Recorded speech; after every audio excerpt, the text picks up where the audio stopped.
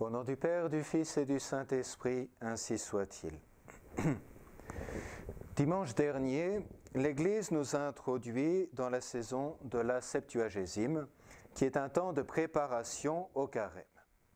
Et à travers les lectures du Bréviaire et de la Messe la semaine dernière, l'Église nous a parlé de la création d'Adam et Ève, du péché originel, de la perte du paradis, mais aussi du fait que, même après le péché originel, Dieu nous appelle encore à la sainteté et au bonheur éternel.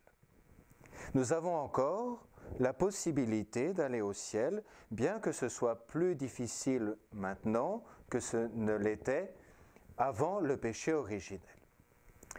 Et dimanche dernier, saint Paul a comparé notre vie sur terre à une course olympique. De même qu'obtenir la victoire n'est possible qu'en faisant beaucoup d'exercices physiques, de même, gagner la récompense éternelle du ciel n'est possible qu'avec beaucoup d'efforts spirituels et de sacrifices pendant notre vie sur la terre. Dans les lectures du Bréviaire ces jours-ci, l'Église nous fait lire l'histoire des enfants d'Adam et Ève. Alors voyons les leçons spirituelles que nous pouvons tirer de ce passage de la Sainte Écriture. Leçons qui sont propres à nous préparer au Carême, à prendre de bonnes résolutions pour le Carême. Adam et Ève, après avoir été chassés du paradis, ont eu leurs premiers enfants, Caïn et Abel. Caïn était fermier, Abel était berger. Tous deux offraient des sacrifices à Dieu. Caïn les produits de sa ferme, Abel les agneaux de son troupeau. Et il est dit dans la Bible que le Seigneur regarda Abel et son offrande, mais il ne regarda pas Caïn et son offrande. En effet, lorsque nous offrons un sacrifice à Dieu, celui-ci regarde avant tout les intentions de notre cœur. Et si les intentions d'Abel étaient excellentes, les intentions de Caïn étaient mauvaises. Et Caïn devint envieux de son frère, au point de le tuer. Ce fut le premier meurtre jamais commis. Caïn eut des enfants, et nous lisons dans la Sainte Écriture que ses enfants le suivirent dans sa méchanceté. Meurtre, polygamie, orgueil, colère, vengeance, ne s'intéressant qu'au bien de cette terre. Et les hommes qui vivaient ainsi loin de Dieu, indépendamment de Dieu, sont appelés par le Saint-Esprit les enfants, les fils des hommes. De l'autre côté, il est dit dans la Sainte Écriture qu'Ève enfanta un fils et l'appela Seth. Car, dit-elle, Dieu m'a donné une postérité à la place d'Abel que Caïn a tué. Seth eut aussi un fils qu'il appela Énos. Ce fut alors que l'on commença à invoquer le nom du Seigneur. Et nous lisons comment les enfants de Seth s'efforcèrent de vivre selon les lois de Dieu. L'un d'eux, Enoch, fut saint, très saint, et Dieu le retira vivant de ce monde et le réserve pour une mission sur terre à la fin du monde.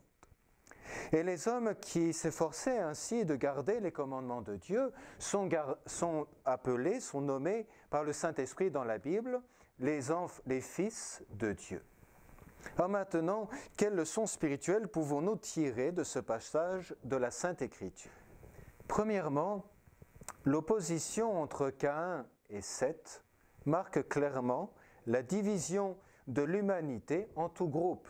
Ceux qui rejettent Dieu, leur Créateur, leur souverain maître, et ceux qui se soumettent volontairement à lui. Cette opposition entre les fils de Dieu et les fils des hommes, telle qu'elle était avant le déluge, est toujours une réalité aujourd'hui. L'humanité est divisée en deux camps qui sont radicalement opposés. Le camp de ceux qui gardent les commandements de Dieu et le camp de ceux qui rejettent Dieu, qui vivent loin de Dieu, ceux qui prétendent vivre indépendamment de Dieu. Nous ne pouvons pas appartenir à ces deux camps en même temps. Notre Seigneur Jésus l'a dit, « Celui qui n'est pas avec moi est contre moi ».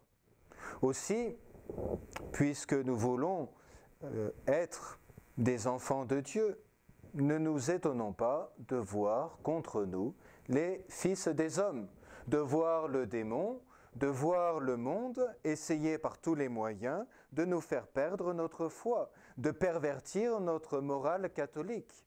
Ne nous étonnons pas de voir à travers le monde, à travers l'histoire, des persécutions physiques ou sociales contre les catholiques. Alors deuxièmement, cette même opposition entre les fils de Dieu et les fils des hommes que nous voyons dans la Bible est une image du conflit intérieur que nous portons en nous depuis le péché originel. En effet, nous avons en nous-mêmes comme deux camps.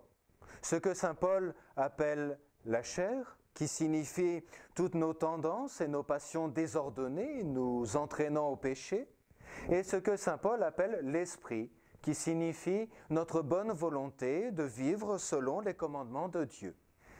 Vous avez entendu dans l'épître d'aujourd'hui comment même le grand saint Paul a été sujet à ce conflit intérieur.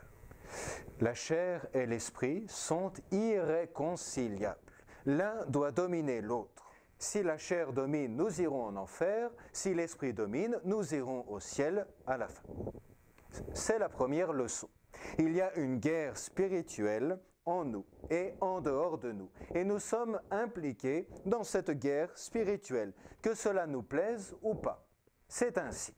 Il n'y a pas de position neutre. Il y a une bataille et notre Dieu veut que nous nous battions. Puis il est dit dans la Sainte Écriture, lorsque les hommes eurent commencé à être nombreux sur la surface de la terre et qu'il leur fut né des filles, les fils de Dieu virent que les filles des hommes étaient belles, et ils en prirent pour femmes parmi toutes celles qui leur plurent. Et les fils de Dieu furent corrompus par le biais de la relation étroite qu'ils contractèrent avec les fils des hommes via les mariages, au point que la Bible dit « Or la terre se corrompit devant Dieu et se remplit d'iniquité ». Il y a ici une deuxième réalité qu'il faut voir. Nous avons été tellement affaiblis par le péché originel que lorsque nous nous associons de trop près avec des pécheurs, nous finissons par être corrompus par eux.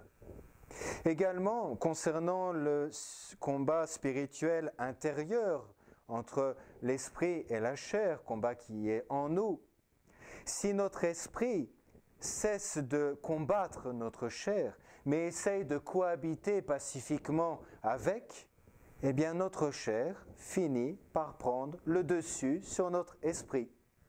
C'est une vérité importante à retenir. Par nous-mêmes, nous sommes faibles, nous sommes terriblement faibles. Et nos péchés quotidiens sont là pour nous rappeler chaque jour cette réalité, cette faiblesse intérieure. Alors cela signifie-t-il que nous ne pouvons pas résister aux tentations? Cela signifie-t-il que nous devons tomber nécessairement dans le péché? Non, non. Après avoir mentionné la corruption des fils de Dieu qui s'associaient avec les fils des hommes, la Sainte Écriture dit que parmi tous, un homme fut trouvé juste. Noé était un homme juste et intègre parmi les hommes de son temps. Il marchait avec Dieu. Noé trouva grâce devant le Seigneur.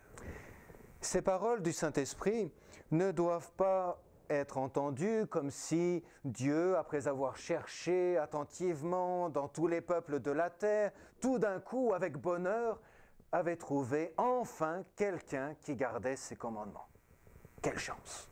Non, ce n'est pas ça du tout.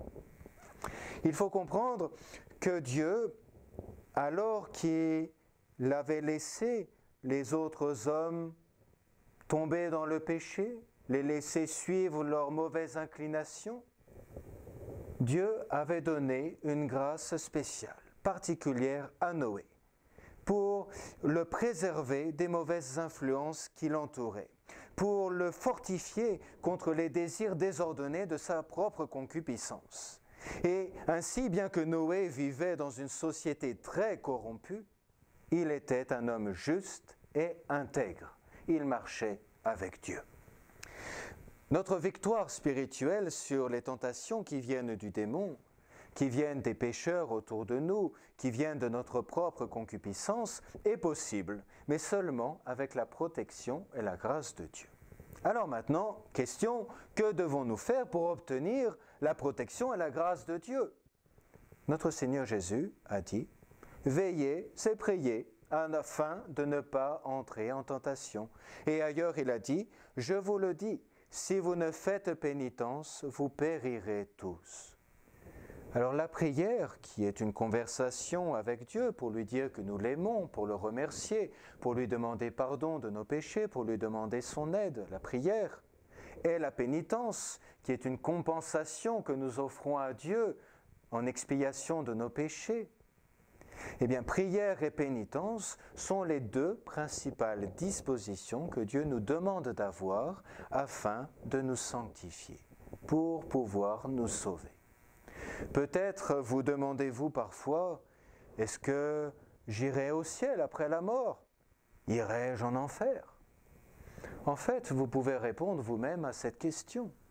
Priez-vous chaque jour avec foi, avec la ferme volonté de plaire à Dieu? Priez-vous le chapelet tous les jours? Si vous dites non, si vous dites pas vraiment, alors la réponse à la question est claire. Vous êtes sur le chemin de l'enfer, que cela vous plaise ou non. Saint Alphonse de Liguori a dit « Celui qui prie sera sauvé, celui qui ne prie pas sera damné. » C'est clair. Faites-vous régulièrement pénitence pour vos péchés? Offrez-vous à Dieu le sacrifice de vous priver volontairement d'un peu de nourriture, le sacrifice de jeûner de temps en temps? Faites-vous le sacrifice d'actions charitables pour l'Église, pour les pauvres, pour ceux qui sont dans le besoin? Faites-vous le sacrifice parfois d'assister à la messe en semaine quand vous avez la possibilité? Vous confessez-vous régulièrement? Acceptez-vous patiemment et sans vous plaindre les souffrances et les difficultés de la vie comme une pénitence pour vos péchés, en expiation de vos péchés? Si vous dites non à ces questions, alors la réponse à la question « Irai-je en enfer après la mort ?» est probablement oui. Car dans ce cas, vous ne faites pas pénitence. Et notre Seigneur Jésus-Christ a dit « Si vous ne faites pas pénitence, vous périrez tous. » Ça veut dire vous irez en enfer. Peut-être penserez-vous, le monde dans lequel nous vivons est tellement corrompu qu'il est impossible de résister aux tentations. C'est une fort mauvaise excuse. Le monde, à l'époque de Noé, était tellement corrompu que Dieu décida de le détruire. Et pourtant, Noé, dans ce monde corrompu, fut trouvé juste et intègre. Dans une société même très corrompue, avec la grâce de Dieu, on peut devenir des saints. Peut-être diriez-vous, « Oh, mon Père, je ressens trop de faiblesse en moi, je ne peux pas résister à ma propre concupiscence. » Là encore, ce n'est pas une bonne excuse. Dieu n'est-il pas capable de vous assister, de vous défendre contre les désirs désordonnés de la concupiscence, comme il l'a fait pour Noé? Noé était un homme avec le péché originel, comme nous. Et cependant, il vivait dans une sainteté parfaite. Il était un homme juste et intègre. L'Église nous prépare au carême, qui est un temps tout particulièrement consacré à la prière et à la pénitence. Et l'Église nous rappelle la réalité du combat spirituel. Lutte contre le démon, lutte contre le monde, lutte contre notre propre concupiscence. Si nous prions et faisons pénitence, Dieu nous assistera par sa grâce, et par sa grâce, nous aurons la victoire finale, comme il l'a dit à saint Paul dans l'épître d'aujourd'hui. « Ma grâce te suffit. » Te suffit pourquoi? Pour vaincre ces tentations et pour aller au ciel. Ma grâce te suffit. Alors si vous trouvez ce combat spirituel trop difficile, Regardez la Vierge Marie. Pour vous, pour votre salut éternel, elle a offert son Fils Jésus pour mourir sur une croix. Elle l'a suivi pendant la Passion. Elle s'est tenue debout au pied de la croix pendant 3 heures. Pensez-vous que c'était facile? Que parce qu'elle était la mère de Dieu, c'était tout facile? Oh que non! Cela lui a été une souffrance terrible. Et pourtant, elle l'a fait.